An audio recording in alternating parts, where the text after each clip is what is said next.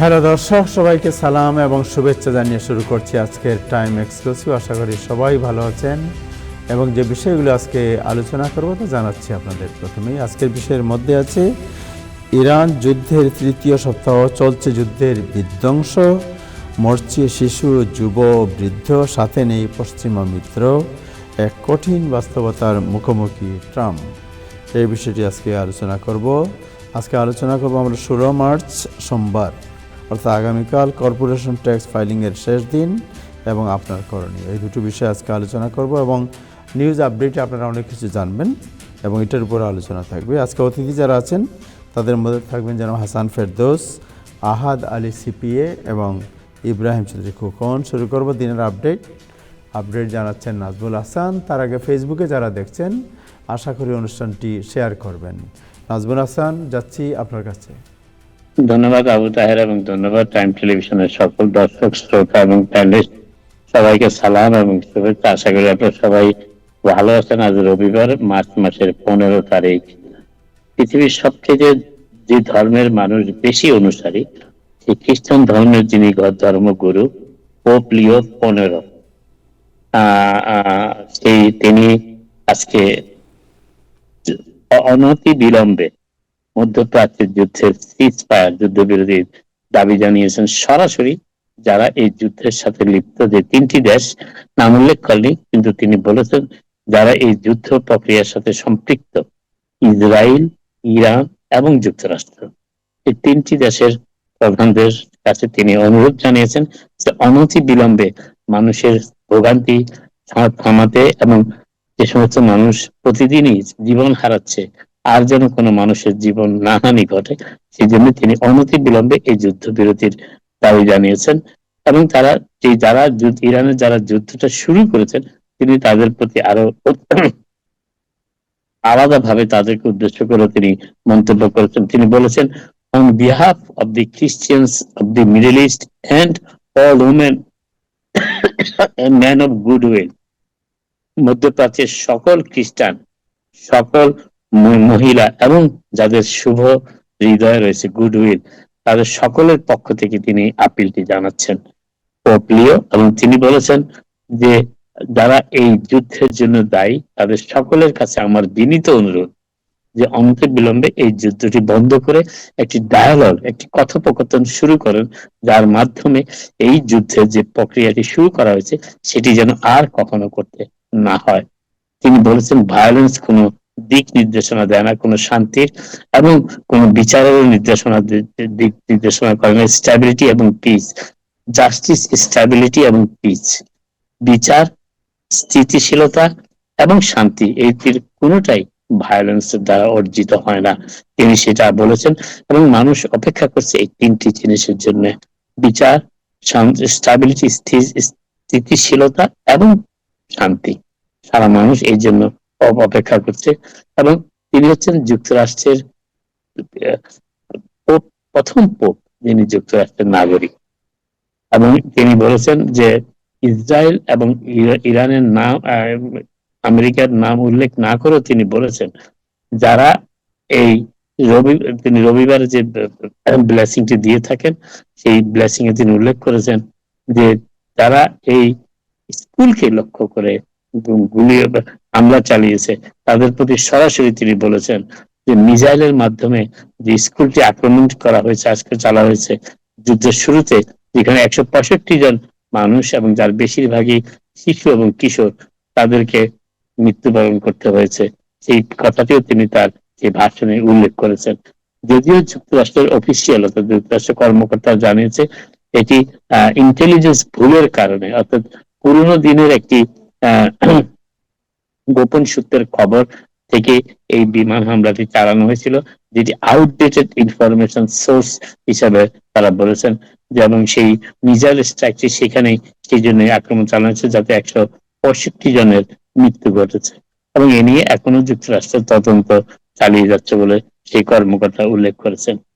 এদিকে যুক্তরাষ্ট্র প্রশাসন আজকে $10 মিলিয়ন পুরস্কার ঘোষণা করেছেন যদি কেউ আয়াতুল্লাহ মোজতাবা খামেনি এবং আলী লারিজানির কোথায় তারা অবস্থান করছেন এই তথ্য যদি দিতে পারেন কেউ, তাহলে তাদেরকে $10 মিলিয়ন পুরস্কার দেওয়া হবে। এই যে যুক্তরাষ্ট্রের পক্ষ থেকে এই ঘোষণাটি করা হয়েছে। হরমুজ প্রণালী বন্ধ করার ইরানি উদ্যোগকে থামিয়ে রাখতে প্রেসিডেন্ট ট্রাম্প গতকাল বলেছিলেন যে অনেকগুলো দেশ তাদের নৌবাহিনীর জাহাজ পাঠাচ্ছে যাতে এখানে নিরাপদে জাহাজ চলাচল করার ব্যবস্থাটি নিশ্চিত করা যায়। কিন্তু এখনো পর্যন্ত তেমন কোনো দেশ এতে সাড়া দেয়নি প্রেসিডেন্টের আহ্বানে, যেমন তারা ঘোষণাও করেনি যে তারা সেখানে তাদের নৌবাহিনীর জাহাজ পাঠাচ্ছে। যদিও যুক্তরাষ্ট্র আহ্বানে ইউকে, ইউনাইটেড কিংডম অর্থাৎ ইংল্যান্ড এবং জাপান, যারা কনসিডার করতেছিল, বিবেচনা করতেছিল যে হরমুজ প্রণালীকে উন্মুক্ত রাখার জন্য তারা তাদের সৈন্য নৌসেনাদের সেখানে পাঠাবে, নৌবাহিনীর জাহাজ সহ, কিন্তু পরবর্তীতে তাদের তেমন সাড়া পায়নি যুক্তরাষ্ট্র, এবং তারা এই জাহাজ রুট চালু রাখার ব্যাপারে যে ভূমিকা রাখার দরকার সেই ভূমিকার ব্যাপারে নিশ্চিত করে কিছু যুক্তরাষ্ট্রকে এখনো জানায়নি। যদিও ইরান গতকাল ঘোষণা করেছে যে একমাত্র ইসরায়েল এবং যুক্তরাষ্ট্রের জাহাজ ছাড়া আর সকল দেশের জাহাজ হরমুজ প্রণালী দিয়ে চলাচল করতে পারবে। বাগদাদের যুক্তরাষ্ট্র দূতাবাসে মিসাইল হামলা চালিয়েছে গতকাল।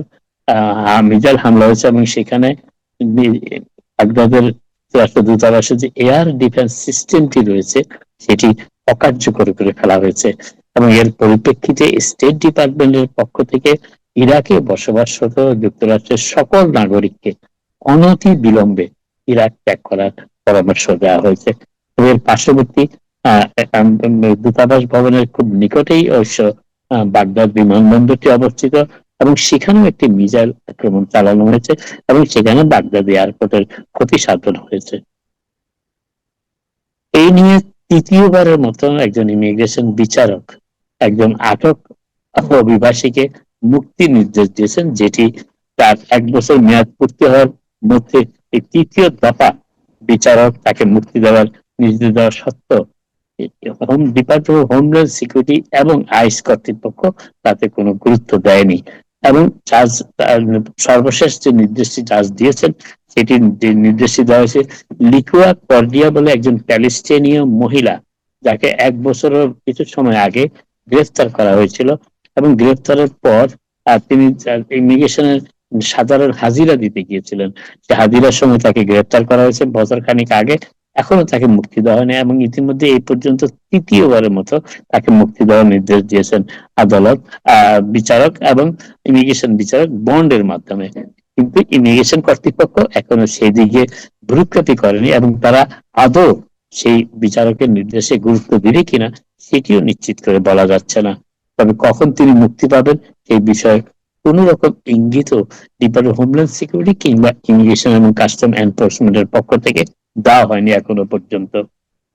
ইরাক যুদ্ধের কারণে আপনারা যারা গ্রোসারিতে যান নিয়মিত তারা লক্ষ্য করবেন ইতিমধ্যে যে গ্রোসারি সামগ্রী, কিছু কিছু গ্রোসারি সামগ্রীর দাম হু করে বাড়ছে, এবং গড়পড়তায় 20 থেকে 40% পর্যন্ত বেড়েছে মাত্র 1 সপ্তাহে। এবং এর কারণটি হচ্ছে গ্যাস প্রাইস বৃদ্ধির কারণে ট্রান্সপোর্টেশন অর্থাৎ পণ্য পরিবহনের যে ব্যয়টি সেটি ব্যাপক মাত্রায় বেড়েছে, এবং এই ব্যয় বৃদ্ধির কারণটি হচ্ছে ইরাক এবং ইরানের যে যুদ্ধ, সেই যুদ্ধের কারণে এই গ্যাসের মূল্য সারা বিশ্বব্যাপী বৃদ্ধি পাচ্ছে, এবং যুক্তরাষ্ট্র এই পরিবহন ব্যয় বেড়েছে। এবং এর ফলে শুধু তাই নয়, এই গ্যাসের প্রাইস বৃদ্ধির সাথে সাথে সার উৎপাদনের যে প্রক্রিয়াটি রয়েছে সেটিও অনেকটা গ্যাস নির্ভর বলে ধারণা করা হচ্ছে, এবং সেই কারণে সারের মূল্য বেড়েছে, এই জন্য কৃষি পণ্যের দামও বাড়তে শুরু করেছে। ইতিমধ্যেই আমদানি করা কৃষি পণ্য এবং গ্রোসারি সামগ্রীর দাম তো বাড়ছিল ট্যারিফের কারণে, কিন্তু কিছুটা কমেও এসেছিল ট্যারিফ বন্ধ হয়ে যাওয়ার পর, কিছুটা সীমিত হয়ে যাওয়ার পর, কিন্তু পুনরায় সেগুলো আবার বাড়তে শুরু করেছে। এবং যেটা একটু আগে বললাম যে প্রায় নিত্য প্রয়োজনীয় সকল গ্রোসারি সামগ্রীর দাম গড়পড়তায় 20 থেকে 40% বেড়েছে। শুধুমাত্র একটি পণ্যের কথা উল্লেখ করি আমি আজকে, সেটি হচ্ছে টমেটো। আপনারা 1 সপ্তাহ আগে টমেটো কিনেছিলেন গড়পড়তায় 99 সেন্ট থেকে $1.49 পর্যন্ত টমেটোর দাম ছিল সাধারণত গ্রোসারি স্টোরগুলিতে, সেটি এখন প্রায় $3 গিয়ে ঠেকেছে, প্রায় দ্বিগুণেরও বেশি অনেক ক্ষেত্রে বেড়েছে। টমেটো, শুধুমাত্র টমেটোর দাম যুক্তরাষ্ট্রে, এর পাশাপাশি অন্যান্য পণ্য সামগ্রীর দামও বেড়েছে যুক্তরাষ্ট্রে। এবং ডিমের প্রাইসও, ডিমের মূল্য ধীরে ধীরে বাড়তে শুরু করেছে, যেটি অনেকটা নিম্ন পর্যায়ে চলেছে। 3 ডজন ডিম নিউ ইয়র্ক শহরে গড়পড়তায় $5 কিংবা তার থেকে কমে পাওয়া যাচ্ছিল, এখন ডজনের দাম গড়ে চলে এসেছে প্রায় $3 করে। আগামীকাল আবহাওয়ার অবস্থা খুবই খারাপ বলে বর্ণনা করা হয়েছে আবহাওয়া দপ্তর থেকে। নিউ ইয়র্ক সিটির ইমার্জেন্সি ম্যানেজমেন্ট কর্তৃপক্ষ ইতিমধ্যেই ওয়েদার অ্যালার্ট জারি করেছেন আগামীকাল বিকালে। আগামীকাল পুরো দিনটাই বৃষ্টি এবং থান্ডারস্টর্ম, ঝমকা হাওয়ার মধ্যে নিউ ইয়র্ক সিটিতে বয়ে যেতে পারে বৃষ্টি এবং ক্রমাগত দমকা হাওয়া, যার কিছুটা আভাস আজকেও অনেকে পেয়েছেন। এই দমকা হাওয়ার এবং তীব্র বাতাসের লক্ষ্য করা যাচ্ছে দুপুর থেকেই। এবং আবহাওয়া দপ্তর জানিয়েছে সারা সমগ্র যুক্তরাষ্ট্রে প্রায় 100 মিলিয়ন মানুষ এই দুর্যোগপূর্ণ আবহাওয়ার আওতায় চলে এসেছেন ইতিমধ্যেই। এবং এই মার্চ মাসের যে সাধারণত বিশেষ করে আজ রাত থেকে আগামীকাল সন্ধ্যা পর্যন্ত এই 100 মিলিয়ন মানুষ এই দুর্যোগপূর্ণ আবহাওয়ার আওতায় থাকবেন বলে আবহাওয়া দপ্তর থেকে জানানো হয়েছে। এবং ইতিমধ্যে ওয়াশিংটন ডিসিতেও দুর্যোগপূর্ণ আবহাওয়ার ইঙ্গিত দেওয়া হয়েছে, এবং সেখানে বলা হচ্ছে সেখানে টর্নেডো সম্ভব, এবং বৃষ্টি এবং টর্নেডো দুটোই সম্ভব ওয়াশিংটন ডিসিতেও আগামীকাল সোমবার। এর পাশাপাশি সাউদার্ন প্লেন্স এবং মিড ওয়েস্টের মধ্য অঞ্চল, মিড ওয়েস্ট অর্থাৎ মধ্য পশ্চিম অঞ্চলের স্টেট গুলো, যেগুলো মিনেসোটা থেকে মিশিগান পর্যন্ত, ওহাইও উপত্যকা এবং কিছুটা নিউ ইয়র্কের আপস্টেট পর্যন্ত এই দুর্যোগপূর্ণ আবহাওয়ার আওতায় চলে এসেছে। এবং এতে দেখা যাচ্ছে যে তার পাশাপাশি শুধু দুর্যোগপূর্ণ আবহাওয়া নয়, অনেক ক্ষেত্রে অগ্নিকাণ্ডের সম্ভাবনা রয়েছে। এবং সেই বলা হচ্ছে যে নিউ মেক্সিকো যে স্টেট গুলোতে এই দুর্যোগপূর্ণ আবহাওয়ার আওতায় রয়েছে, সেগুলো হচ্ছে নিউ মেক্সিকো, টেক্সাস, ডালাস এবং হিউস্টন শহরও দুর্যোগপূর্ণ আবহাওয়ার কবলে শিকারে পরিণত হতে পারে আগামী। এবং আজ পর্যন্ত রোববার বিকেল থেকে যে ঝড়ো হাওয়া বইতে শুরু করেছে বেশ কয়েকটি স্টেটে, তার কিছুটা ধাক্কা নিউ ইয়র্ক সিটিতেও লেগেছে আজকে বিকালে।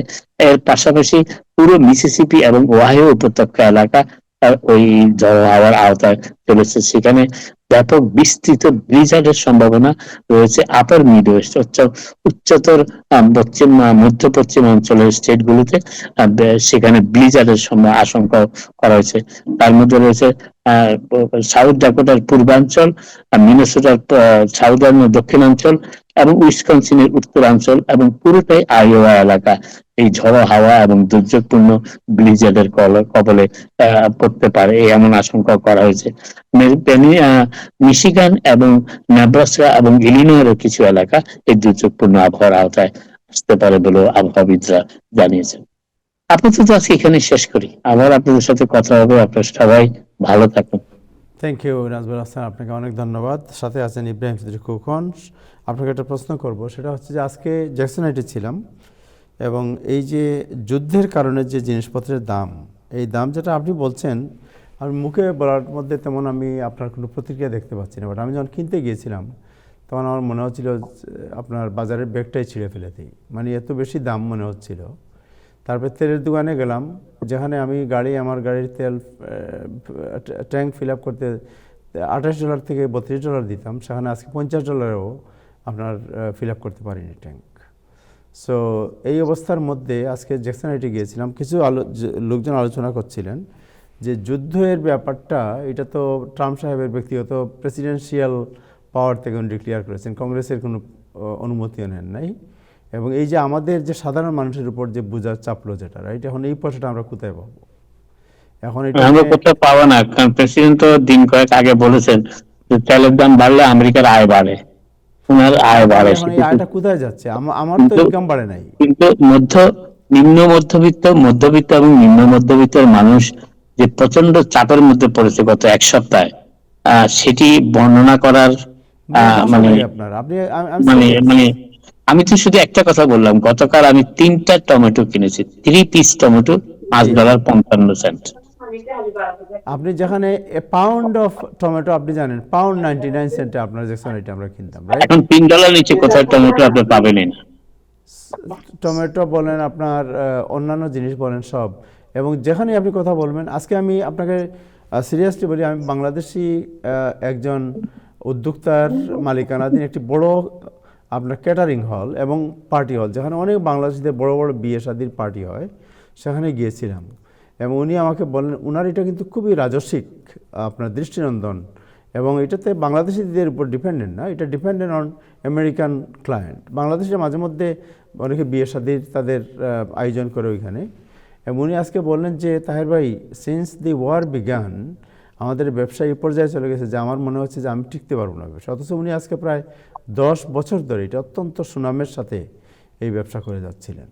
আমি বললাম কেন? উনি বললেন যে বিকজ দুই জিনিস, একটা হচ্ছে ওয়ার, আর একটা হচ্ছে যে ট্রাম্পের এই যে ধরপাকড়, এই ধরপাকড়ের কারণে আমাদের Bangladeshi client is not our main, আমাদের মূল হচ্ছে হিসপ্যানিক কমিউনিটি। এবং হিসপ্যানিক কমিউনিটি একটা ওই যে আপনার তাদের যে বিভিন্ন পার্টি করে না, কোনটা আছে ওই যে 16 বছর পূর্ণ হলে একটা পার্টি করে, তারপরে আপনার বিভিন্ন ধরনের পার্টি করে, বলে যে এক এক পার্টিতে আমরা $40-50,000 বিল হয়, তারা they don't care. But since এই যে ক্র্যাকডাউন শুরু হয়েছে, যেহেতু এটা লং আইল্যান্ডের ওইদিকে অবস্থিত, ক্র্যাকডাউন শুরু হওয়ার কারণে, এবং আপনি জানেন যে নাসা কাউন্টি এলাকার পুলিশ তারা হেল্প করতেছে না আইসকে, রাইট? যার কারণে না, নাসাউ কাউন্টি পুলিশ হেল্প করতেছে, ওইটাই তো বলতেছি আপনাকে। হ্যাঁ, হেল্প করতেছে, তারা হেল্প করতেছে। রাইট, ওইটাই বলতেছি। Nassau county is not a century সিটির তারা কোনো আইন মানতেছে না। উনি বলেন যে বিজনেস একেবারে বিশ্বাস করে আপনি মানে ইয়েতে লাটে ওঠার মতো অবস্থা। So this is the situation of the business of all. আমরা মুখে মুখে ট্রাম্প সাহেব অনেক কথা বলতেছেন, বাট আমরা যারা নিম্ন মধ্যবিত্ত মানুষ, আমার তো ইনকাম বাড়ে নাই। আপনি আজকে আমি তেল কিনলাম, যেখানে আমি $28 তেল কিনতাম, সেখানে $50 যে আমি দিলাম তেল কিনতে, আমার তো ইনকাম বাড়ে নাই, আমার তো খরচ বেড়ে গেছে কি আপনার তেলের দামটা যে অতিরিক্ত প্রাইসটা, এটা তো তেল কোম্পানি পাচ্ছে না, এটা রিএম্বার্স করে দেয় যদি আমি ট্রাম্পের কাছে, উনি কি দিবেন সেটা? কিভাবে দিবেন? রিইম্বার্স করবেন? পয়সা তো তেল কোম্পানির কাছে গিয়েছে, তেল কোম্পানি তো কামাই করেছে, তারা তো দিবে না, তারা তো আয় করেছে। উনি কিন্তু বলেছেন যে এতে লাভ হচ্ছে আমাদের, তো ওনার হ্যাঁ, লাভটা, সেটাই আমি ওইটা কে পাচ্ছে লাভটা? আমাদের লাভ হচ্ছে, আমাদেরটাকে বুঝতে হবে। আমাদেরটা হচ্ছে উনার সরকার, উনার ট্রেজারি ডিপার্টমেন্ট। না, তাও নয়, তার বন্ধু বান্ধব, ওই যে বললাম কে শেপ ইকোনমি, উর্দু বাহুর যারা 8-10% তাদের লাভ হচ্ছে, যারা তেল কোম্পানির মালিক, যারা তেল কোম্পানির শেয়ার আছে তারা। আর আমরা হচ্ছে ভুক্তভোগী। সো আমরা বাঁচবো কীভাবে তাহলে? আজকে একজন ফোন করেছিলেন, উনি বলছেন যে আমার ব্যাংকের অ্যাকাউন্ট, আমার যে খরচ হয়, যেটা আমার যে ইনকামের সাথে যে আমার ব্যয়, এই ব্যয়ের একটা সঙ্গতি আমার ছিল। এই সঙ্গতি গত 3 সপ্তাহের সঙ্গতি শেষ হয়ে যাওয়ার কারণে ব্যাংকের অ্যাকাউন্ট জিরো হয়ে আজকে ব্যাংক বলছে যে পয়সা কিছু জমা দেওয়া, নাইলে ব্যাংক আমরা অ্যাকাউন্ট বন্ধ করে দেবো। I am not making it, it's true story, I am telling.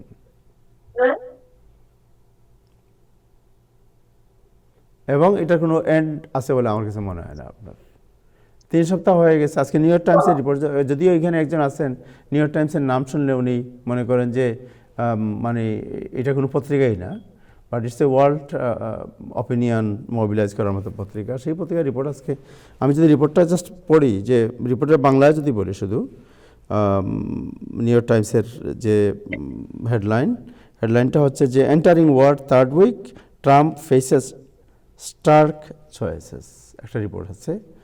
আর আজকে যদি ওনার সামনে জনাব ইব্রাহিম সিদ্দিক খোকনের পেছনে যে পত্রিকার নাম দেখা যাচ্ছে, সেই পত্রিকার যদি আমি হেডলাইনগুলো শুধু পড়ি আজকে, বাংলাদেশি পত্রিকা যদিও, বাট হেডলাইন যদি শুরু পড়ি, প্রথম হেডলাইন হচ্ছে ইরান সমঝোতা করতে মরিয়া ট্রাম্প।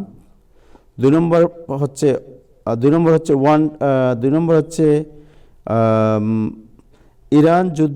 ইরান যুদ্ধ ট্রাম্পের নিজের ঘরেই যেভাবে ভাঙন ধরিয়েছে।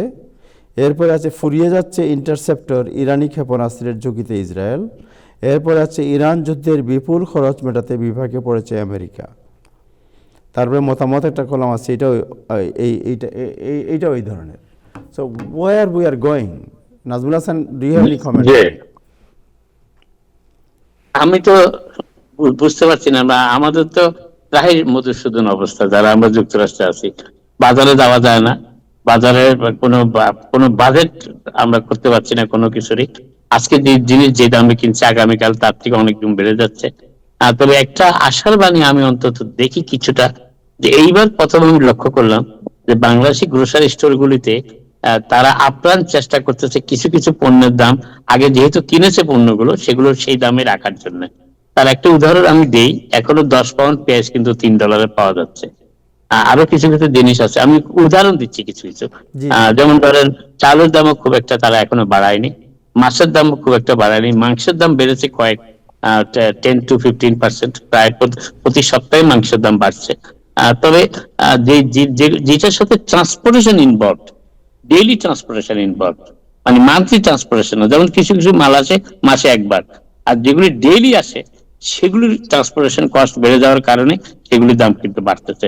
যেটার উদাহরণ আমি দিচ্ছি টমেটোর মাধ্যমে, যেটার উদাহরণ এখন দিলাম পেঁয়াজ আছে মাসে একবার হয়তো বা, সেই জন্য পেঁয়াজের দাম এখনো সেভাবে বাড়ানো হয়নি। এই জিনিসটা আমি লক্ষ্য করেছি, বাংলাদেশি গ্রোসারি স্টোর গুলো তারা আপ্রাণ চেষ্টা করছে। আমি মালিকদের সাথেও কথা বলেছি যে যেগুলো তাদের পুরনো স্টক সেগুলো পুরনো দামেই তারা বিক্রি করার চেষ্টা করছে।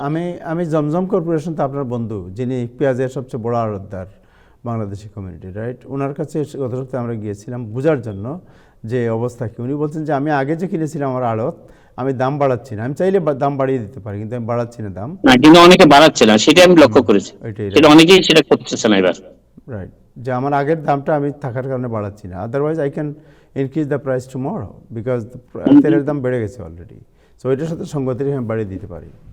জি, আপনি মাথা দুলাচ্ছেন, কিছু বলবেন? না, আমি শুধু বলতে চাই যুদ্ধের সময় জিনিসপত্রের দাম বাড়ে, এই যুদ্ধটা কোনো অবস্থায় কাম্য না। এবং এই যে প্রেসিডেন্ট ডোনাল্ড ট্রাম্প বলেছেন আমরা লাভবান হব, আমরা বলতে আমি আর মামু, আমি আর আমার মামা লাভবান হবেন। এখন এটা তো সাধারণ মানুষ লাভবান হবে না। এই যুদ্ধে যাওয়াটা আমেরিকার সাধারণ মানুষ কখনোই পছন্দ করে না, কোনো যুদ্ধেই না। এখন এই অবস্থায় আমরা কি করতে পারি? আমরা যুদ্ধের বিরুদ্ধে কথা বলতে পারি, তাড়াতাড়ি যে কাজে গেছো মান সম্মান নিয়ে সেখান থেকে ফিরে আসো এবং কাজ শেষ করে আসো। আমরা তো এখানে নাকানি চুবানি, আমেরিকাকে নাকানি চুবানি খাওয়ার জন্য যদি ওখানে মানে দীর্ঘ সময় অবস্থান করতে হয়, তাহলে এটা প্রেসিডেন্ট হিসেবে আপনার ব্যর্থতা হবে। সুতরাং কাজ শেষ করে দ্রুত আসেন এবং বাই দিস টাইম আমাদের দেশের প্রয়োজনে, দেশের স্বার্থে মানুষ, নাগরিকরা বিভিন্ন সময় স্যাক্রিফাইস করে যুদ্ধের সময়, আমরাও কিছুটা স্যাক্রিফাইস করব এবং দ্রুত এই যুদ্ধের অবসান হবে এবং জিনিসপত্র স্বাভাবিক মাত্রায় চলে আসবে, এটা প্রত্যাশা করি। আমরা আমাদের কৃচ্ছতা সাধন করব। আমরা এই বিপদের সময় এই যে ইফতার পার্টি জমজমাট এগুলো অপব্যয়, এগুলা কি আমরা পরিহার করছি? আমাদের মানে এই যে কমিউনিটিতে যে কয়েক হাজার ইফতার হইলো, এই ইফতার পার্টির নামে যে খাবারের অপচয় হয়েছে, এটা কি আমাদের কোনো মিতব্যয়িতা, যুদ্ধের অবস্থা, বা আমরা এই মানে জিনিসপত্রের দাম বেড়ে গেছে এটা সংকটকে আপনার কথার সাথে আমি কিন্তু অনেক স্মেল পাচ্ছি ট্রাম্পের কথা, আপনার কথার মধ্যে মিল আছে কিন্তু। আচ্ছা, আমি শেষ করি তাহলে। সে তেলের দাম ট্রাম্প বেড়ে যাওয়ার কারণে এখন সে অনবরত গালাগালি করছে, সাংবাদিকদের গালাগালি করছেন, তারপরে অন্যান্য বিষয় সামনে নিয়ে আসছেন, ডেমোক্রেটদের গালাগালি করছেন, যাতে গালাগালি করলে তারা তাকেও পাল্টা গালি দিবে এবং এটা একটা দোয়া সৃষ্টি হবে এবং যুদ্ধ আপনার চাপা আলোচনা করতে গিয়ে চলে গেছে ইফতার পার্টিতে। মানে আপনিও চাচ্ছেন আমি কি কৃচ্ছতা সাধন করব না? আমি কি যুদ্ধের সময় দেশের নাগরিক হিসেবে আমি তো অপব্যয় করবো, অপচয় করব? যুদ্ধ যখন একটা দেশে গেছে আমি তো যুদ্ধ থামাতে পারবো না। আমরা আবেদন জানাতে পারি, প্রেসিডেন্ট তুমি গেছিলা ভালো কাজে আমাদেরকে নিয়ে, আমরা তো তোমার পাশে ছিলাম, আমাকে তুমি আমার নির্বাচিত প্রেসিডেন্ট, কিন্তু এখন what you are doing we are not supporting it. এই যুদ্ধের কাজ তাড়াতাড়ি শেষ করে আমাদের দেশের মান-ইজ্জত রক্ষা করে চলে আসে, আমরা তো এটাই বলতে পারি। তো এই নিউ ইয়র্ক টাইমস তো খালি ওই হতাশার কথা শোনায়, বা এই ফেক মিডিয়া গুলা অনেকগুলাই মানুষকে আশা দেন। আর এই তিন সপ্তাহ আমেরিকার সাধারণ মানুষ মরে যায় নাই, মানুষ ঘুরে দাঁড়াবে, মানুষ তার আপন শক্তি নিয়ে পরিস্থিতি মোকাবেলার যোগ্যতা যুক্তরাষ্ট্রের মানুষ রাখে। এই 3 সপ্তাহে আমার যে লস পকেট যে খালি হয়ে গেছে, আমি কি করবো এখন? যখন স্টিমুলাস দেয়, যখন বিভিন্ন মানে নাগরিক সহযোগিতা আছে, তখন তো আমরা ভুলে যাই। এই বাজেট ট্যাক্সে আপনি অতিরিক্ত মানে রিটার্ন পাইবেন একটু পরে আপনার এখানে বলবেন। এগুলোর জন্য তাহলে জন্ম দিতে হবে, এই জন্ম দেওয়াটা তো সহজ ব্যাপার না। না বাবা, এই বাচ্চা জন্ম দেওয়াতে কত কঠিন কাজ, এটা আপনিও জানেন, আমিও জানি, বাট এনিওয়ে রাইট। এটা বিষয় না। আর অন্যান্য খাতে ওভারটাইমের আরো বিভিন্ন ক্ষেত্রে যে ট্যাক্স সুবিধা, এই সুবিধাগুলো যে ডোনাল্ড ট্রাম্পের নতুন কর নীতির কারণে আসছে, এই যে আহাদ আলী সিপিএ বসে আছেন এটা সুন্দর করে বোঝানোর জন্য, এটার জন্য আপাতত আমরা ধন্যবাদ দেই। আর খারাপ কাজগুলোর জন্য সমালোচনা করি। আমরা মনে করি খারাপ কাজ থেকে আমরা নাগরিকরা ঐক্যবদ্ধভাবে বেরিয়ে আসতে পারবো, এবং America will be great again. আচ্ছা, যাই হোক, আমরা হাসান ভাই আমাদের সাথে আছেন, আমরা আলোচনা করবো আজকে হাসান ভাইয়ের সাথে ডিটেলস। বাট একটু এর আগে আমরা ইয়ের সাথে আলোচনা করে নিই, আহাদ আলী সিপিএর সাথে। হাসান ভাই, আপনাকে সবগুলো জাস্ট আমি হেডলাইনগুলো যদি পড়াশোনা, আমি কিন্তু এমন না যে বেছে পড়তেছি, আমি জাস্ট আপনাকে পড়াশোনা হচ্ছি একটার থেকে একটা। Entering war, third week Trump faces stark choices. সেকেন্ডটা হচ্ছে আপনার Trump pressure NATO allies and China for warship to guard oil shipment. 3 number দেখতেছি আমি আপনার family outing in West Bank and in hail of Israel gunfire. তারপর Israel Michigan synagogue attack, brother was a Hezbollah commander to arrest আচ্ছা new না how Trump homeland security pick got a lot wealthier in Congress.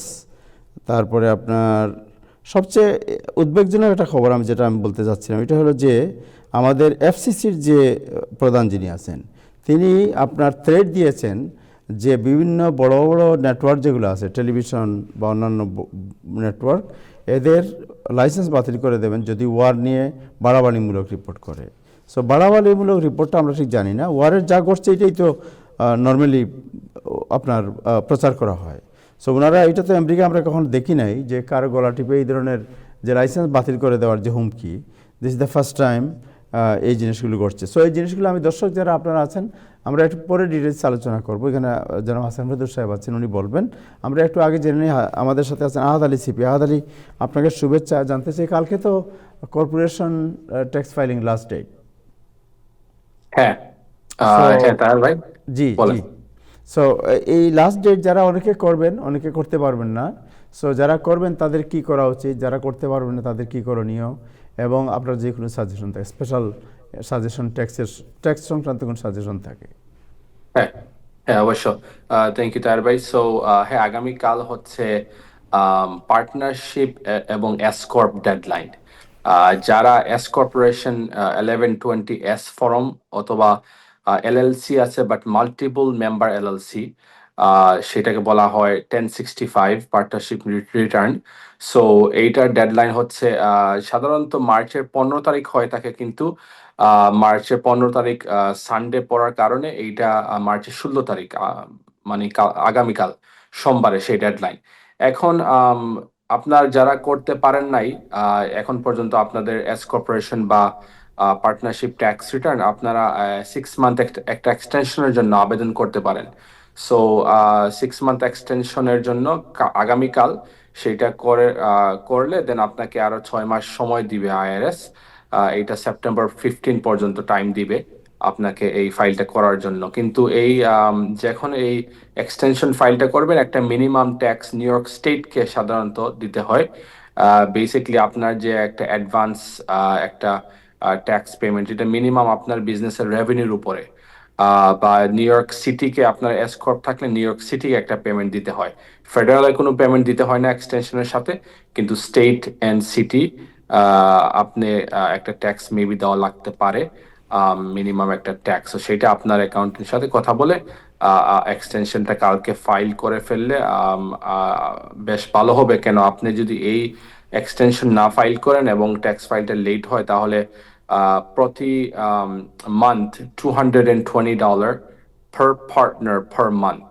So আপনি যদি S corporate 2 জন partner থাকে, তাহলে $440 প্রতি মাস penalty IRS করবে, জরিমানা করবে। সো আপনি যদি এক্সটেনশন করে ফেলেন দেন এই জরিমানাটা করবে না।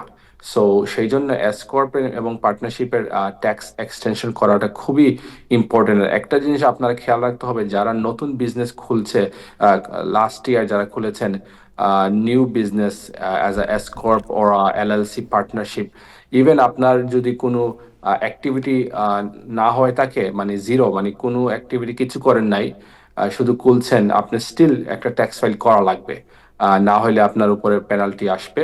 সো ইভেন আপনি একটা জিরো ট্যাক্স ফাইল করে রাখতে হবে, আর না হলে আপনার কর্পোরেশনটা ইনঅ্যাক্টিভ হয়ে যাবে। দেন আপনার পরের বছর লেট ফাইলিং করা লাগবে এবং পেনাল্টিজ, ইন্টারেস্ট। সো যাদের নিউ এস কর্প পার্টনারশিপ, আপনারাও মেক শিওর কালকের ভিতরে ট্যাক্স ফাইলটা করে ফেলেন, অথবা এক্সটেনশনটা নিয়ে নিয়ে নেন। নেওয়ার পরে আপনি এইটা মানে স্লোলি করতে পারেন ট্যাক্স ফাইল। সো এইটা হচ্ছে মেইন ডেডলাইন আগামীকাল। তারপরে এপ্রিলের 15 তারিখের ডেডলাইন, এইটা হচ্ছে ইন্ডিভিজুয়াল ট্যাক্স, যারা পার্সোনাল ট্যাক্স ফাইল করতেছেন, অথবা অথবা সি কর্পোরেশন ট্যাক্স ফাইল, অথবা আপনার যদি এলএলসি থাকে, সিঙ্গেল মেম্বার মানে ওয়ান ওনার এলএলসি। সো এইটার জন্য হচ্ছে April 15। সো আপনার এই টাইম এখনো আছে। আম, তারপরে এই বছর ট্যাক্স ফাইলিং এর সিজনে কিছু চেঞ্জ আসছে, যেগুলা মাধ্যমে কিছু রিফান্ড দেখতেছি আমরা, ইনক্রিজ, স্মল ইনক্রিজ কিছু পার্সোনাল রিফান্ডে, যেটা হচ্ছে আপনার ওভারটাইম ইনকাম যারা করেছেন ওদের একটা ডিডাকশন আপ টু $12,500। যারা টিপ ইনকাম করেছেন ওদের একটা ডিডাকশন আছে এবার। যারা হাই প্রপার্টি ট্যাক্স দেন বা হাই ইনকাম ট্যাক্স দেন ওদের আপ টু $40,000, যাদের বাড়ি আছে, বাড়িতে প্রপার্টি ট্যাক্স হাই, ওদের জন্য $40,000 পর্যন্ত এডিশনাল ডিডাকশন পাওয়া যাচ্ছে, যেটা 10,000 ছিল আগে। 10,000 আগে এটা আনলিমিটেড ছিল। সো এই প্রপার্টি ট্যাক্স ডিডাকশন $40,000 নিয়ে বেশ কিছু কোয়েশ্চেন আমার কাছে আসতেছে।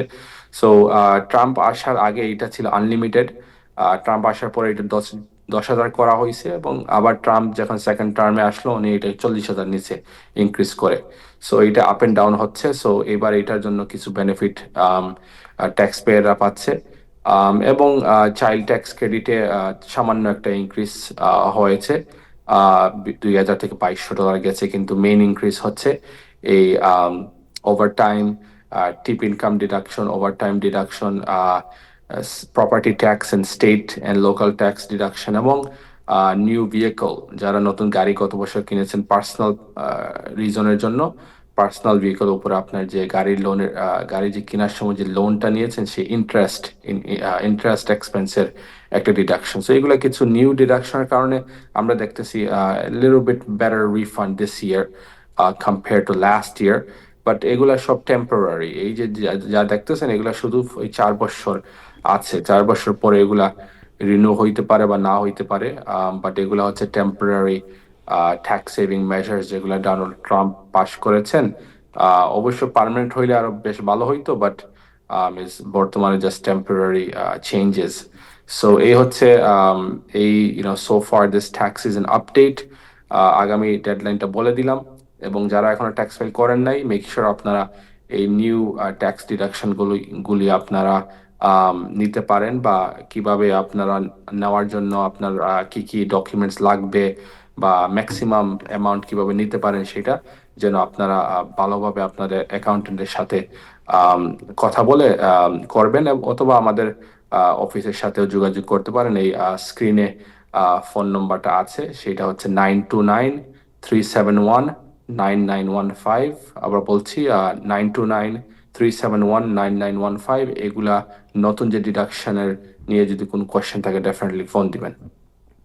থ্যাংক ইউ সো মাচ আহাদ আলী, আপনাকে অনেক ধন্যবাদ সময় দেওয়ার জন্য। আমি জানি আপনি ব্যস্ত, সময় যাচ্ছে আপনার। থ্যাংক ইউ, অনেক ধন্যবাদ। হাসান ভাই, আপনার কাছে যাচ্ছি। সো যে বিষয়টি আলোচনা করতে চাচ্ছিলাম, এবং ইরফান চৌধুরী খোকন, আপনার সাথে আরেকটা বিষয় পরে আলোচনা করব হাসান ভাইয়ের পরে। সেটা হচ্ছে যে আমি একটা রিপোর্ট আজকে বেরিয়েছে, আপনি দেখেছেন, আপনাকে দেওয়া হয়েছে রিপোর্টটা, ভিসা নিয়ে মার্কিন দূতাবাসের জরুরি সতর্কবার্তা, যে যারা ওই যে আপনার পাবলিক মানি বা পাবলিক চার্জে যারা অভিযুক্ত হবে তাদেরকে বিচার ব্যাপারে একটা গাইডলাইন দিয়েছে যুক্তরাষ্ট্র দূতাবাস। এই বিষয়টি আজকে আপনার কাছে জানবো। বাট যাই প্রথমে হাসান ভাই আপনার কাছে, যে আমরা এই যে যুদ্ধের 3য় সপ্তাহ হলো, আমি যদি একদম এইভাবে বলি যে ইরান যুদ্ধের 3য় সপ্তাহ চলছে, যুদ্ধের বিধ্বংস, মরছে শিশু, যুব ও বৃদ্ধ, সাথে নেই পশ্চিমা মিত্র, এক কঠিন বাস্তবতার মুখোমুখি president Trump. where we are going. ধন্যবাদ তাহের, সবাইকে শুভেচ্ছা। আপনি প্রথমে যে রিপোর্টটা উল্লেখ করলেন না আমাদের নিউ ইয়র্ক টাইমসে, জি সেই রিপোর্টের মধ্যে কিন্তু এই প্রশ্ন এবং তার উত্তর আছে। জি ট্রাম্পের সামনে এখন একটা এটাকে বলে ফর্ক বলি আমরা, দুটো রাস্তা এবং তার দুটো বড় দ্বিধা। আমরা ভেবেছিলাম, তিনি আমাদের ইঙ্গিত করেছিলেন যুদ্ধ দ্রুত শেষ হবে। ইনফ্যাক্ট যুদ্ধের তৃতীয় দিনই তিনি আমাদের বলেছিলেন যে শেষ, ইরানের সবকিছুই শেষ, নেতৃত্ব প্রথম level, second level, third level সব শেষ হয়ে গেছে। ফলে আমরা উৎসাহিত হয়েছিলাম, ঠিকই তো। মার্কিন যুক্তরাষ্ট্র ভেবেছিল যে যখন এই দ্রুত আক্রমণের ফলে ইরানের রাজনৈতিক নেতৃত্ব ধসে পড়বে, তখন দেশের ভেতরে বিক্ষোভ জাগবে, রাজনৈতিক বিক্ষোভ। মাথায় রাখতে হবে যে ঠিক এর আগেই 3 সপ্তাহ আগে দেখেছি আমরা দেশ জুড়ে বিক্ষোভ, যে বিক্ষোভে প্রায় 7 থেকে 10,000 লোক বা তার চেয়ে বেশি লোক হয়তো মারা গেছে। ফলে এই অঙ্কটা মাথায় ছিল যে আমরা নেতৃত্বকে, সামরিক স্থাপনাকে, রেভলিউশনারি গার্ডকে প্রায় ধ্বংস করে ফেলছি আমরা। অসংখ্য, মেবি 10,000 টার্গেটসকে ধ্বংস করা হয়েছে ইসরায়েলি এবং মার্কিন যুক্তরাষ্ট্র মিলে। ফলে বাকি আর কিছু নেই ধ্বংস করার। আপনারা দেখেছেন যে দুদিন আগে খার্গ আইল্যান্ডে আক্রমণ হয়েছে।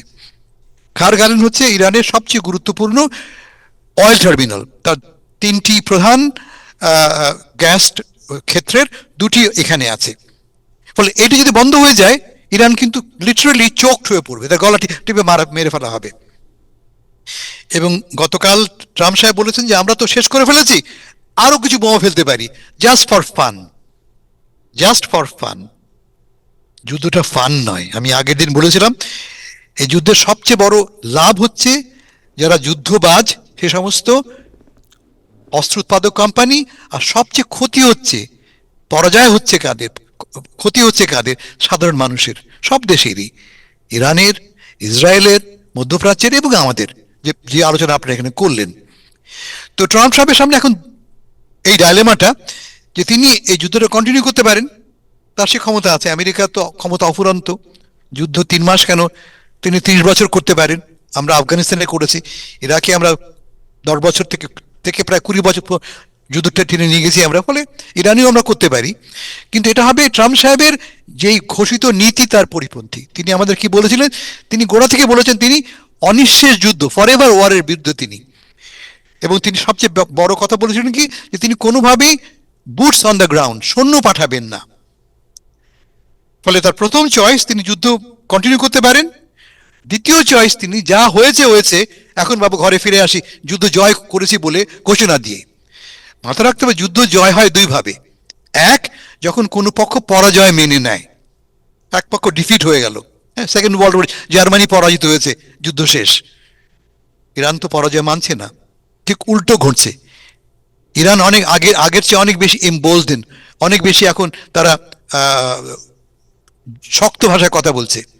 ফলে ইরানের পক্ষ থেকে যুদ্ধ থামবে না। ইরান শর্ত দিয়েছে, তারা 3টি শর্ত দিয়েছে। তার একটি হচ্ছে যে ইরানকে অস্ত্র বানানোর, পারমাণবিক অস্ত্র বানানোর অধিকার, স্যাংশন তুলে নিতে হবে। স্যাংশন তার বিরুদ্ধে আছে, সব তুলে নিতে হবে। এনপিটির অধীনে সব দেশ পারমাণবিক গবেষণা চালাতে পারে, আমরাও চালাবো। এই 2 শর্ত ট্রাম্প সাহেব কিভাবে মেনে নেবেন? এই শর্ত মানলে তো অনেক আগে আমরা মেনে নিতে পারতাম চুক্তির মাধ্যমে, তো করিনি আমরা। ফলে তার সামনে এখন অন্য পথ খোলা রাখি। আমি যেটা বললাম, প্রথম পথ খোলা, যে যুদ্ধ যা হয়েছে হয়েছে বাবা, জিতে গেছি, অথবা যুদ্ধ কন্টিনিউ করা। এখন আপনি যে রিপোর্টটা পড়লেন প্রথম আলোতে, আমি এই প্রোগ্রামে অনেকবার বলেছি, আমি যুদ্ধ কিন্তু শুধুমাত্র অস্ত্র দিয়ে হয় না, যুদ্ধের জন্য প্রয়োজন বারুদ, মিউনিশনস। এই মিউনিশনটা আনলিমিটেড না। আমরা জুন মাসের যুদ্ধে, 12 দিনের যুদ্ধে ইসরায়েল এবং মার্কিন যুক্তরাষ্ট্র তার মিউনিশনের বড় একটা অংশ শেষ করে ফেলেছে। ইন্টারসেপ্টর ইরান পাঠায় খুব সস্তা $10,000-20,000 ড্রোন, তাকে ঠেকাতে আমরা পাঠাই $1 মিলিয়ন বা তার চেয়ে বেশি দামের ইন্টারসেপ্টর। আপনারা দেখেছেন যে এখন ইন্টারসেপ্টর দক্ষিণ কোরিয়া থেকে আমরা আনতে যাচ্ছি। যেই ইন্টারসেপ্টর রাখা হয়েছে উত্তর কোরিয়াকে ঠেকানোর জন্য, সেই ইন্টারসেপ্টর তুলে নেওয়া হচ্ছে দক্ষিণ কোরিয়া থেকে। আপনারা এও দেখেছেন যে মার্কিন যুক্তরাষ্ট্র কোথায় গেছে, ইউক্রেনের কাছে, ভাই আমাকে বুদ্ধি দাও, সাহায্য দাও। তো তোমরা কিভাবে ড্রোন বানাও, কিভাবে ড্রোন তোমরা সামলাও। আমেরিকাকে যেতে হচ্ছে ইউক্রেনের কাছে। আমরা এই অবস্থায় পৌঁছে গেছি এখন। আমেরিকা এখন বলছে কি তার ইউরোপীয় পার্টনারদেরকে, তোমরা যে তোমাদের তো তেল যায় হরমুজ প্রণালী দিয়ে, তোমরা এখন সেখানে এই জাহাজের উপরে মানে তৈলবাহী জাহাজের সঙ্গে রণতরী পাঠাও অ্যাকম্পানি করবার জন্য। ইরান এর আগে ট্রাম্প সাহেব বলেছিলেন যে তোমার দরকার নেই, যুক্তরাজ্য বলেছিল আমরা পাঠাতে পারি। তার জবাবে ট্রাম্প সাহেব বলেছেন যুদ্ধ জিতে গেছি আমরা, এখন পাঠিয়ে কি হবে, আগে তো পাঠাওনি। কেমন বলে, যাকে আমি প্রত্যাখ্যান করেছি এখন তার কাছে আমাকে যেতে হচ্ছে। এটা কিন্তু এক ধরনের পরাজয় স্বীকার করে নেওয়া। ফ্রান্স বলেছে তারা জড়িত হবে না, অধিকাংশ ইউরোপীয় দেশ বলেছে তারা জড়িত হবে না। স্পেন স্পষ্ট ভাষায় বলে দিয়েছে আমরা কোনোভাবেই যুদ্ধে জড়াবো না। আগে তো বলনি বাবা, এটা তো কোনো কনসালটেশনই করনি আমরা। সবচেয়ে বড় প্রতিক্রিয়া হচ্ছে মধ্যপ্রাচ্যের দেশগুলি। এটি আমি বুঝিয়ে বলেছিলাম, আবার বলি আমি ব্যাপারটা সেখানে কি ঘটছে। মধ্যপ্রাচ্যের দেশগুলি কিন্তু এন্টারলি ডিপেন্ড করে তেলের উপরে, গ্যাসের উপরে আমরা জানি। আর তেল গ্যাস ধ্বংস করা খুব সোজা, ওপেন ফিল্ড ধ্বংস করা খুব সোজা। এবং আরেকটা ব্যাপার, মধ্যপ্রাচ্যের প্রতিটি দেশ পানির জন্য নির্ভর করে ডিস্যালিনাইজেশন প্ল্যান্টের উপরে, যে প্ল্যান্ট লবণাক্ত পানিকে শুদ্ধ পানি করে, সুপেয় পানি করে। এবং সেই প্ল্যান্টগুলি ধ্বংস করা খুব ইজি, খুব সোজা। আমরা দেখেছি অলরেডি বাহরাইনে একটা ঘটনা ঘটেছে, সৌদি আরবেও একটি আংশিক ঘটনা ঘটেছে। যদি ইরান চায়, এবং ইরান বলেছে তারা করবে বাধ্য হয়ে, তারা অনায়াসেই মধ্যপ্রাচ্যের এই দেশগুলির পানি আক্রমণ করতে পারে। পানি 60% সৌদি আরবের পানি আসে একটা প্ল্যান্ট থেকে, বন্ধ করে দিতে পারে। ফলে এই যুদ্ধটা অ্যাসিমেট্রিক্যাল, সমান সমান ক্ষমতার না, অ্যাসিমেট্রিক্যাল। এবং এই যুদ্ধে ইরান অনন্তকাল না হলেও দীর্ঘকাল টিকে থাকতে পারে, কারণ তার হারানোর কিছু নাই। আর আমেরিকা এখন ভাবছে আমি কি করব। আমেরিকার এক্সিট স্ট্র্যাটেজিটা কি? কখন তারা বলবে আমি জিতেছি, সব ধ্বংস করে ফেলেছি আমি। কিন্তু ইরানের সরকার তো পতন হয় না, এবং পতন তো হবেও না। কারণ এই সরকারের পেছনে কারা আছে? আমি আগে বলেছি প্রায় 2 মিলিয়ন, 20 লক্ষ অর্গানাইজ আর্মড, হয় সোলজার অথবা ভলেন্টিয়ার্স। এরা কোথায় যাবে? এরা তো আইডিওলজিক্যালি কমিটেড লোক, এদেরকে আপনি মেরে শেষ করতে পারবেন না। তার একটা বড় প্রমাণ তালিবান আফগানিস্তানে। 20 বছর ধরে আমরা যুদ্ধ করলাম, তালিবান সরাতে পারলাম না, কারণ তারা আদর্শগতভাবে কমিটেড। মরবো। মাথা রাখবেন যে এরা শিয়াদের মধ্যে কিন্তু খুব একটা বড় থিওরি হচ্ছে জিহাদ, আত্মত্যাগ। হযরত আলী আত্মত্যাগ করেছেন, তার 2 ছেলে আত্মত্যাগ করেছে। ফলে আমরাও সেই আত্মত্যাগের পথে যাব, আমরা সেই শহীদের পথে যাব। সমস্ত শিয়া এই প্রিন্সিপালে কমিটেড। কিন্তু আজকে ফাতিমা ভুট্টো, আমাদের প্রাক্তন পাকিস্তানি প্রধানমন্ত্রী ভুট্টোর কন্যা ফাতিমা ভুট্টো একটা খুব ভালো লেখা লিখেছেন। তিনি বলছেন যে একটা নতুন এলিমেন্ট যুক্ত হলো খামেনির মৃত্যুর পর। খামেনির মৃত্যুর মাধ্যমে আলীর পরে প্রথম কোনো নেতার মৃত্যু ঘটল, শহীদ হলেন। এবং এই শহীদ হওয়ার ফলে সব শিয়ারা, এবং মধ্যপ্রাচ্যের প্রায় সব দেশে কিন্তু শিয়া আছে, ইনক্লুডিং পাকিস্তান, যারা রক্তক্ষয়ী বিপ্লব ঘটাতে পারে। পাকিস্তানে মনে করা যায়, পাকিস্তানের সমস্যাটা খুব ইন্টারেস্টিং। পাকিস্তান চুক্তি করেছে আপনারা জানেন সৌদি আরবের সাথে, সামরিক চুক্তি। যে চুক্তি কি বলা আছে, যে যদি আমি ক্ষতিগ্রস্ত হই তুমিও ক্ষতিগ্রস্ত, আমাকে তুমি প্রোটেক্ট করতে এগিয়ে আসবে। এবং তারা কি দেবে? নিউক্লিয়ার আমব্রেলা দেবে। এখন সৌদি আরব তা আক্রান্ত হয়েছে। এখন সৌদি আরবকে রক্ষা করতে কি পাকিস্তান ইরানের পক্ষে যুদ্ধে নামবে? ইরানও তো তার একজন মিত্র। তার চেয়ে বড় কথা, পাকিস্তানে সিগনিফিকেন্ট নাম্বার অফ পিপল আর শিয়া। তারা কি কোনোভাবে গ্রহণ করবে পাকিস্তান শিয়া ইরানের বিরুদ্ধে যুদ্ধে নামুক?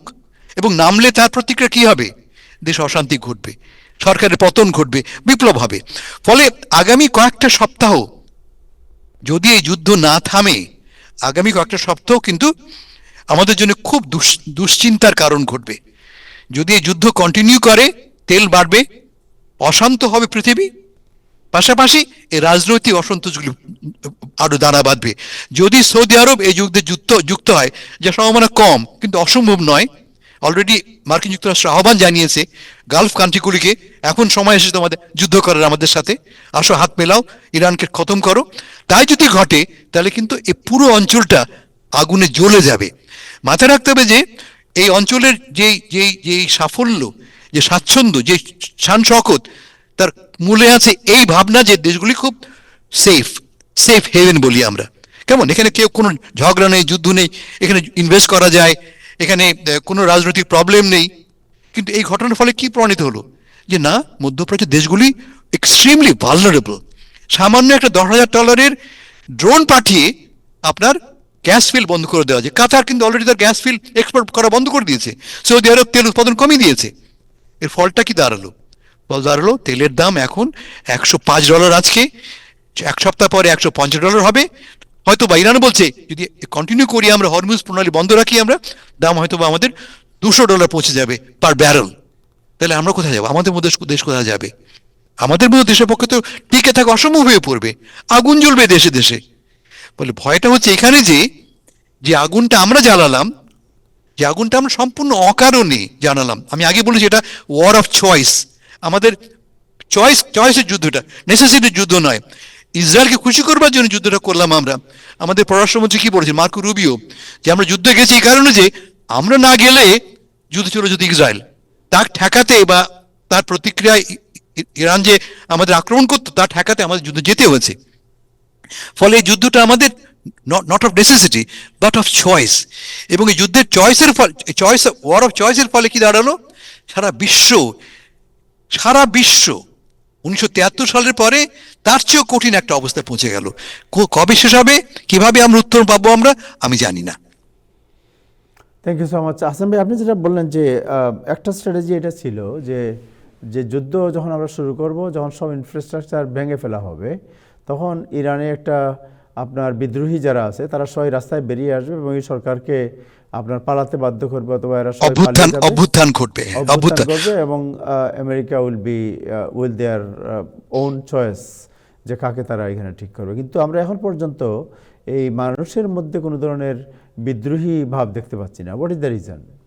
তার একাধিক কারণ। প্রথমত মাথা রাখতে হবে যে 60% ইরানে পার্স বলে, 60% লোক শিয়া। এই শিয়া লোকগুলি দেখছে আমাদেরকে আক্রমণ করছে কারা, ইহুদি একটি রাষ্ট্র। এটা আইডিওলজিক্যাল ওয়ার, আদর্শগত একটা লড়াই। এবং তার সঙ্গে যুক্ত আছে কে, মার্কিন যুক্তরাষ্ট্র, যে আমাদের কখনোই আমাদের স্বাধীনতাকে গ্রহণ করে নেয়নি। ফলে এই যে হার্ড পজিশন এই শিয়াদের, সেটা আরো হার্ড হয়েছে। এটা 1 নম্বর। বাকি যে জনগোষ্ঠীগুলি তারা কেউ তো এটা মেনে নেয় না যে আমার দেশটাকে অন্য দেশ এসে গুলি মেরে বোমা মেরে ধ্বংস করুক, কিন্তু মেনে নেয়নি।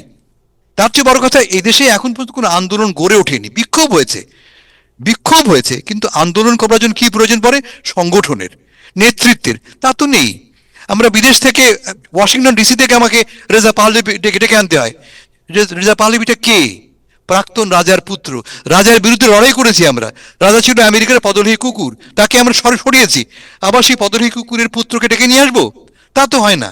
ফলে এই গত 50 বছরে, 47 বছরে ইরানে কোন রাজনৈতিক বিরোধী পক্ষ গড়ে ওঠেনি। কার আন্দোলন করবে? এটা একটা ব্যাপার। অন্য একটা ব্যাপার হচ্ছে যে যুদ্ধের সময়, সব দেশে কিন্তু যুদ্ধের সময় এবং খেলার সময়, ক্রিকেট খেলার সময় আপনারা দেখেছেন, আমরা এক হয়ে যাই। বিএনপি আওয়ামী লীগ থাকে না, পক্ষ বিপক্ষ থাকে না, বালুচি কুর্দি থাকে না, সবাই আমরা আমার দেশের পক্ষে হয়ে যাই আমরা। যুদ্ধ এবং খেলা, আমি কথা ঠাট্টা করে কথাটা বলছি বটে আমি, কিন্তু ন্যাশনাল ইন্টারেস্টটা কমন ইন্টারেস্টে পরিণত হয়। তাই ঘটেছে ইরানে।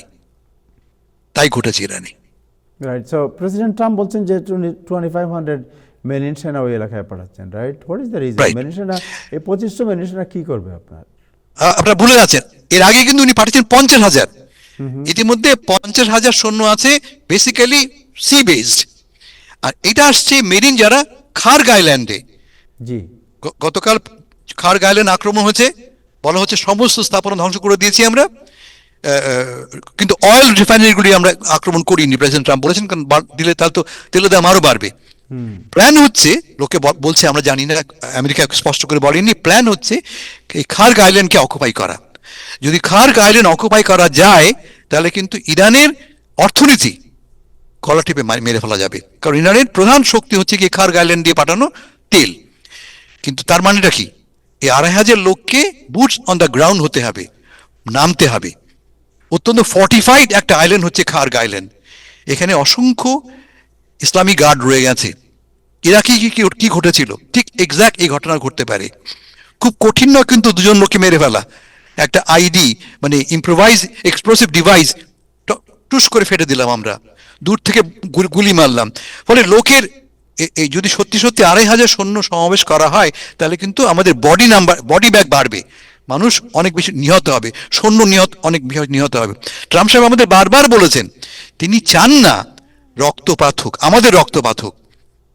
কেমন তিনি বারবার কমেন্ট, এবং তিনি সবসময় ইরাক যুদ্ধের বিরুদ্ধে তিনি গেছেন কেন? এটা অনিঃশেষ যুদ্ধ, এর ফলে আমাদের লোক মারা যায়, আমাদের অস্ত্র নষ্ট হয়। ঠিক সেই কাণ্ডটা তিনি এখানে করছেন। তো এটি তার মিসক্যালকুলেশন। এবং আমার ধারণা যে আমেরিকার মানুষ মেনে নেবে না। অলরেডি 11 জন মারা গেছে আমাদের সৈন্য, কেমন জি। লিখিত 11 জন, এবং 150 জন আহত হয়েছে। এটা আমরা মার্কিন সূত্রে জানি। আমরা আসল নাম্বারটা হয়তো অনেক বেশি। যেমন আপনাকে একটা এক্সাম্পল দিই আমি, এটা অন্যান্য সূত্র থেকে বলা হচ্ছে যে মধ্যপ্রাচ্যের 5টি দেশে আমেরিকার যে রেডার ব্যবস্থা আছে, যার মাধ্যমে আমেরিকা তাকিয়ে তাকিয়ে দেখে কোথায় কোথায় আক্রমণ হচ্ছে, 5টি দেশেই বলা হচ্ছে রেডার নাকি আংশিক বা পূর্ণাঙ্গ ধ্বংস করে দিয়েছে ইরান। সত্যি মিথ্যা আমরা জানি না, এটা ভারতীয় মিডিয়া বলেছে, এটা এটা একাধিক আরব মিডিয়া উল্লেখ করা হয়েছে। ইউটিউবে আপনি অসংখ্য ভিডিও দেখতে পাবেন। আপনি যদি এটা ঘটে থাকে, যদি সত্যি সত্যি আমেরিকার রেডার ব্যবস্থা ক্ষতিগ্রস্ত হয়ে থাকে, তাহলে আমেরিকার কিন্তু পাল্টা হামলা করবার শক্তি অনেক কমে গেল যদি হয়ে থাকে। তারপরেও কিন্তু আমেরিকার শক্তির শেষ নেই। 50,000 সৈন্য সমাবেশ করেছে, প্রায় কয়েক ডজন যুদ্ধজাহাজ সমাবেশ তারা করেছে, ফলে ইরানকে তারা ধুলায় মিশিয়ে ফেলতে পারে। কিন্তু তারপরেও কি ইরানের যে শাসন ব্যবস্থা আছে, যে সরকার আছে, তা কি হটাবে? কে হটাবে? তার জন্য unit boots on the ground, তার জন্য unit people on the ground, political party on the ground, তা কিন্তু নেই। এবং সে কারণেই ট্রাম্প সাহেব যে স্বপ্ন ছিল, স্বপ্নটা ক্রমান্বয়ে দুঃস্বপ্নে পরিণত হচ্ছে। Thank you so much, thank you. Ibrahim Chowdhury Khokon, আপনার কাছে যাচ্ছি একটু, আপনার কাছে যাচ্ছি যে ভিসা নিয়ে যুক্তরাষ্ট্র দূতাবাসের জরুরি সতর্কবার্তা, এটা কি সতর্কবার্তা দিয়েছে যুক্তরাষ্ট্র? যে তাই সাহেব, এটা যে একদম নতুন জরুরি না, এটা গত 2 মাস থেকে আমরা সবাই রিপোর্ট করি না, যে এটা আমরা দেখছি যারা ভিজিট 14 মার্চ, যেটা বাংলাদেশের পত্রিকায় বা আমি সেটা বলতেছি, আমরা ঢাকাস্থ মার্কিন দূতাবাস, শুধু ঢাকাস্থ না অন্যান্য দেশেও তারা কিছুদিন পরে পরে এই সমস্ত সতর্কবাণী আবার জানায় দিতেছে যে কি কি আপডেট আছে। আপডেট হচ্ছে যে ভিজিট বিষয় বা অন্যান্য যে সমস্ত বিষয়, আপনি আমেরিকা আসলে এখানে যে সরকারি মানে চিকিৎসা ব্যয় আছে বা সরকারি অন্য সহযোগিতা, এসবের কোনো অর্থ সহযোগিতা যদি আপনি গ্রহণ করেন, তাহলে আপনি ইনএডমিসিবল হয়ে যাবেন, আপনার ভিসা বাতিল হতে পারে, আপনি আর ভবিষ্যতে কখনো আসতে পারবেন না। এটা প্রায় গত 2 মাস থেকে আমরা আপনার রিপোর্ট করেছি। এটা কিছুদিন পরে পরে যুক্তরাষ্ট্রের আমাদের ঢাকাস্থ দূতাবাস এটা স্মরণ করিয়ে দিচ্ছে, যেহেতু বাংলাদেশিরা বাংলাদেশি থেকে তো এখন ভিজিট ভিসা বন্ধই আছে। তো ভিজিট ভিসা যদি যখন আবার চালু হবে, বা অন্যান্য বিষয় যেগুলা ইমিগ্রেন্ট ভিসা না, অন্যান্য বিষয় যারা আসবেন, স্টুডেন্ট ভিসা বা অন্যান্য বিজনেস ভিসা, যারা আসবেন সেখানে আসার পরে তারা যদি এখানে সরকারি হাসপাতালে চিকিৎসা নেন এবং পে না করেন, এবং অন্যান্য সরকারি কোনো সুযোগ সুবিধা, সরকারি অর্থ যদি তাদের জন্য ব্যয় করা হয়, এবং এই ব্যয়ের জন্য তিনি যুক্তরাষ্ট্র থেকে বহিষ্কার হতে পারেন এবং ভবিষ্যতে আর ভিসা না পেতে পারেন। তো এগুলো প্রত্যেকটা জিনিসের রিমেডি আছে।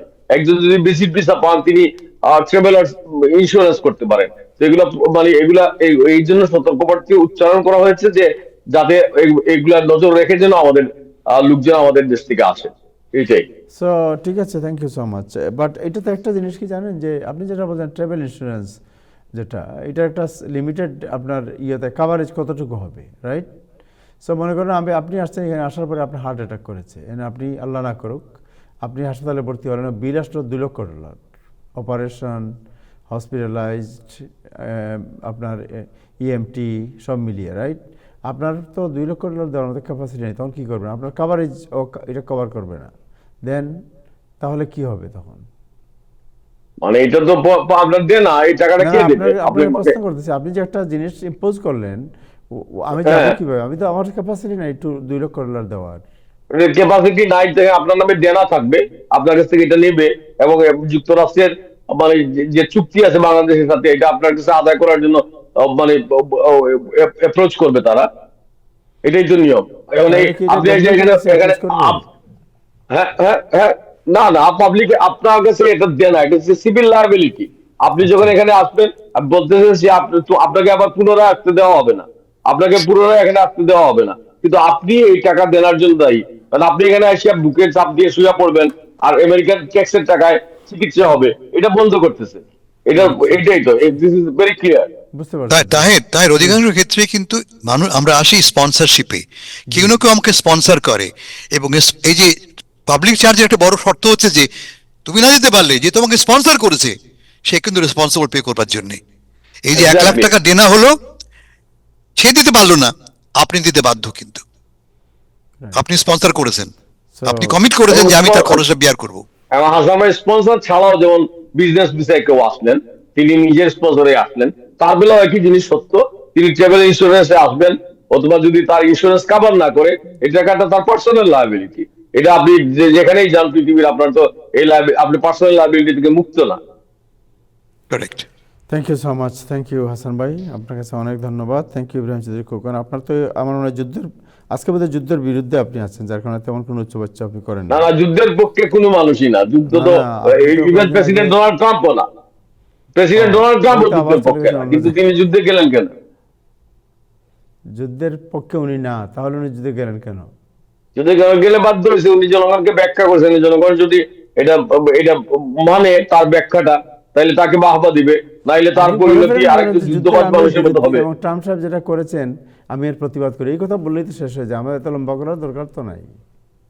এখন আপনি একভাবে একটা জিনিস শেষ করতে চান, আমি আরেকভাবে শেষ করতে চাই, এখানে তো কোনো তফাৎ কিছু নাই। আপনি আপনি চান কিনা যে আপনার মতো করে আমি বলবো, আমার আপনি মতো চান করে কিনা যে বলবেন, আপনার মতো আপনার পেটে একটা, মুখে একটা, মাথায় একটা, আমি বুঝতে এইটা পারছি না আপনি কোন দিকে। এবং আমার পেট থেকে মাথা পর্যন্ত আপনার এক্সরে করার দরকার নাই। আমার মুখে নিশ্চিত যে কথাবার্তা, সেটাই ধরে আপনি কথা বলেন। জি, thank you so much, thank you. এর চেয়ে বেশি যাক, আপনার অনেক আজকে লিবারেল মনে হচ্ছে আপনাকে, আমার মনে হয় যে কিছু কাজ হচ্ছে। থ্যাংক ইউ, আপনাকে অনেক ধন্যবাদ। থ্যাংক ইউ হাসান ভাই, আপনাকে অনেক ধন্যবাদ। দর্শক, আজকে এ পর্যন্তই, আগামীকাল আবার দেখা হবে। সবাই ভালো থাকবেন। খোদা হাফেজ।